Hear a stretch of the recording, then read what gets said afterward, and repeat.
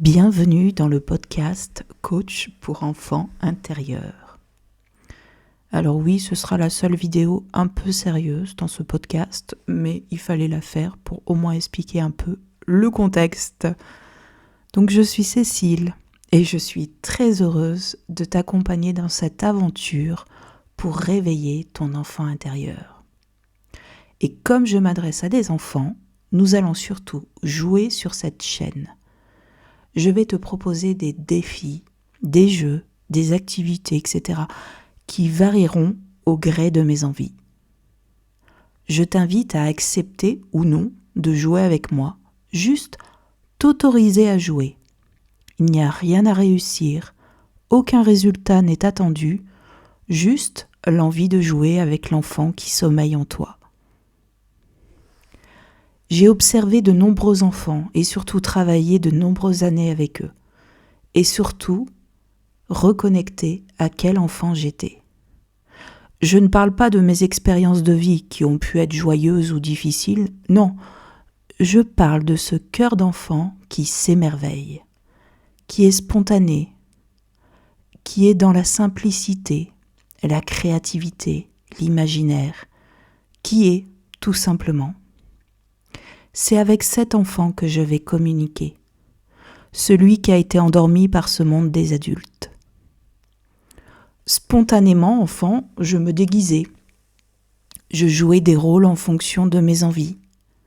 Un jour, j'étais la maîtresse d'école, le lendemain, un grand détective. Ou encore artiste à créer des spectacles pour toute ma famille, mettant en scène mes frères et sœurs. Et un jour, on me demande quel costume je souhaite porter, et que celui-ci, je devrais le porter toute ma vie. Alors j'enfile ce costume d'adulte, celui, tu sais, où il faut être sérieux la plupart du temps, où on te dit que jouer est une perte de temps, un simple loisir, où on te dit que les contes ne sont que des histoires afin de les dévaloriser et arrêter de croire que je peux devenir l'héroïne de ma vie et me reconnecter à mes pouvoirs intérieurs. Où l'on te dit qu'il faut réfléchir avant de parler, que la spontanéité peut te jouer des tours. Où l'on te répète en boucle que tout est compliqué, rien n'est simple, et que tu finis par y croire. Où l'on te dit d'arrêter de rêver, de croire à n'importe quoi, que ce n'est pas possible. J'ai eu de la chance dans ma vie, malgré un parcours de vie assez mouvementé, de toujours entendre chuchoter régulièrement mon enfant intérieur. Je me rappelle exactement le jour où celui-ci s'est manifesté pour prendre sa place et ne m'a plus quitté. C'était en 6e. J'ai eu une mauvaise note à une rédaction avec ce commentaire « manque d'imagination ». J'ai longtemps cru que ce manque d'imagination était une critique, que ce professeur aurait pu me bloquer toute ma vie et refermer les portes à cet imaginaire, comme beaucoup de ces remarques extérieures qui viennent nous faire croire que l'on n'est pas capable. Puis, je l'ai observé sous un autre angle, et je me rends compte aujourd'hui qu'en fait c'était une invitation à puiser dans mon imaginaire, qui est aujourd'hui sans limite chez moi. Un outil que j'utilise dans mon quotidien pour créer, innover, résoudre des problèmes.